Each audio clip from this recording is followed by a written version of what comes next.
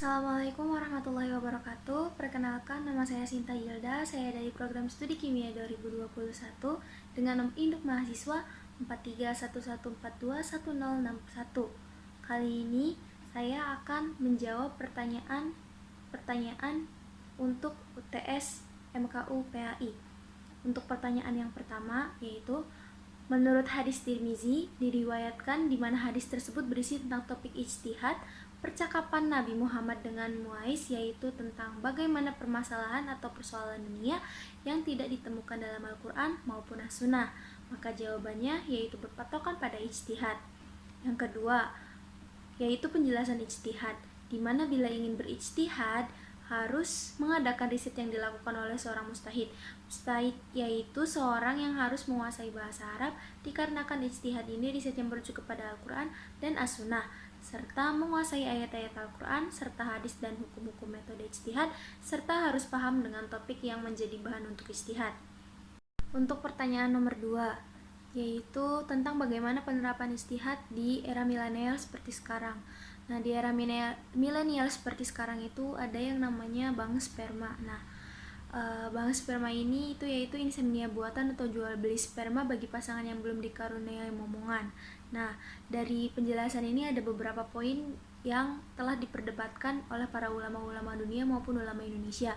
Untuk poin pertama itu, dalam insemnia buatan, yakni sperma diambil dari suami dan sel telur diambil dari istri, kemudian disuntikan ke rahim istri, maka hal tersebut dibolehkan dengan syarat. Nah, syarat yang dimaksud yaitu tindakan ini sudah sangat dibutuhkan karena keinginan besar memiliki anak dengan cara lain tidak menghasilkan. Selain itu, tindakan inseminasi buatan tersebut mestilah memastikan faktor keselamatan dan keamanan.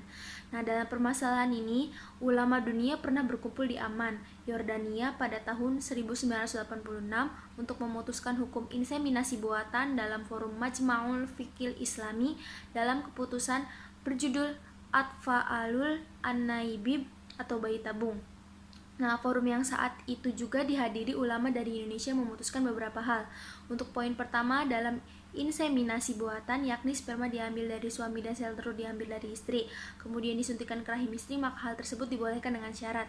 Syarat yang dimaksud yaitu tindakan ini sudah sangat dibutuhkan karena keinginan besar memiliki anak dengan cara lain tidak menghasilkan.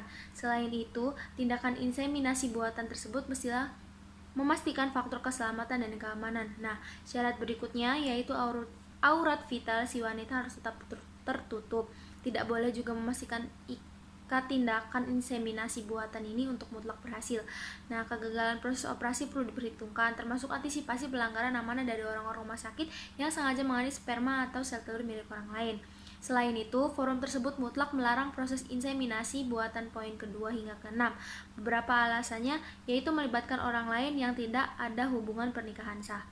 Untuk pertanyaan nomor 3 itu, Allah Subhanahu wa Ta'ala berfirman dalam Quran Surat Al-Maidah ayat 77 yang berbunyi, "Katakanlah, hai ahli kitab, janganlah kamu berlebih-lebihan atau melampaui batas dengan cara tidak benar dalam agamamu. Dan janganlah kamu mengikuti hawa nafsu orang-orang yang telah sesat dahulunya sebelum kedatangan Muhammad SAW, dan mereka telah menyesatkan kebanyakan manusia, dan mereka tersesat dari jalan yang lurus." Nah, dari sini kita bisa menyimpulkan bahwa Allah tidak suka dengan orang-orang yang terlalu over atau berlebihan. Jadi menurut pandangan saya, nafsu sebaiknya dibesarkan atau dikecilkan. Itu dalam ayat tersebut dijelaskan bahwa kita tidak boleh terlalu mengikuti hawa nafsu yang bisa menyesatkan, dan juga menurut saya penerapan hawa nafsu itu harus sesuai tupoksi dan keadaan. Jadi masalah dikecilkan atau dibesarkannya hawa nafsu, lebih baik memilih di tengah-tengah. Jangan terlalu bernafsu dan jangan pula terlalu tidak bernafsu, sedang-sedang saja. Untuk pertanyaan nomor 4, yaitu menurut Ustadz Arogi, karena manusia diciptakan oleh Allah hanya sebagai hamba, seperti yang difirmankan Allah dalam surat Az-Zariyat ayat 56 yang berbunyi, "Dan aku tidak menciptakan jin dan manusia melainkan supaya mereka mengabdi kepadaku." Jadi menurutnya desain manusia adalah makhluk pengabdi. Kita disiapkan Allah menjadi hamba. Nah, adanya agama atau tidak, manusia akan selalu mempunyai potensi untuk mengabdi kepada Sang Pencipta. Itu sebabnya dalam Islam, seseorang yang beragama tidak ada kaitannya dengan kewajiban, tapi lebih kepada kebutuhan. Kisah perjalanan Nabi Ibrahim dapat dijadikan rujukan tentang kebutuhan mengabdi kepada Sang Pencipta. Nah, fungsi ibadah yaitu yang pertama, sebagai amal soleh yang akan menjadi bekal manusia di akhirat kelak. baik buruknya manusia di akhirat itu tergantung kepada amal soleh manusia ketika di dunia. Nah, yang kedua, sebagai sarana untuk mendekatkan diri kepada Allah. Nah, pada hakikatnya Allah itu dekat dengan manusia, tetapi tidak semua manusia merasa dekat dengan Allah. Oleh karena itu, agar supaya kita merasa dekat dan merasakan ketenangan, maka diantaranya kita dapat melakukannya melalui ibadah kepada Allah. Nah, yang ketiga, sebagai wujud syukur manusia kepada Allah yang telah memberikan banyak karunia-Nya.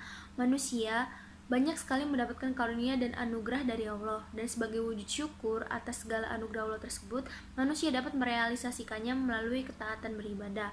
Nah, yang keempat, sebagai sarana untuk mencari ridho Allah. Ridho Allah itu harus kita cari karena manusia bisa masuk surga itu nanti karena adanya ridho dan rahmat Allah. Dan salah satu upaya untuk menggapai ridho Allah itu manusia harus beribadah kepadanya. Nah, dan yang kelima itu untuk mencari ketakwaan dan rezeki dunia akhirat.